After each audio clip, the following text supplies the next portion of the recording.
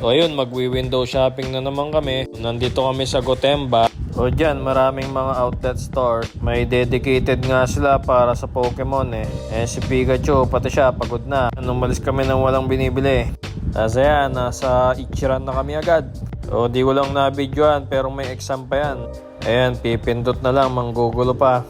Pagkatapos mong pumindot-pindot dyan, papakainin mo na ng pera yung machine. Siyempre, yung in-order natin yung may extra meat. Tapos may dessert din, yung almond matcha. Ayan, tapos na kaming umorder. Bubunot na tayo sa maiwagang wallet. Ayan. Tapos yan, nakaupo na kami. Pagkaupo mo, kailangan mong ipasa yung test paper mo. Finish or not finish, kukunin nila yan. Gusto ko rito yung water dispenser, nasa tabi mo lang.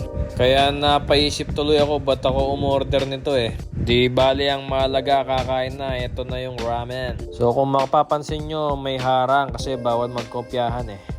So ayan, time slap natin. Yun, solid yung ramen, hindi maalat, matutuwa sa'yo yung kidney mo. Tapos nyan, pa-deliver na natin yung in-order nating dessert kanina. Ayan na yung almond matcha. Napaka-jiggly nyan. O sakto lang yung tamis niya, hindi rin gaanong mapait yung matcha niya. Ayan, unang subo, mukha kang bisugo. Tapos nyan, lumabas na kami, tapos nakita namin si Godzilla. Ayun, pauwi na kami, konti na lang, hiramin ko na yung tungkod. Honto arigato.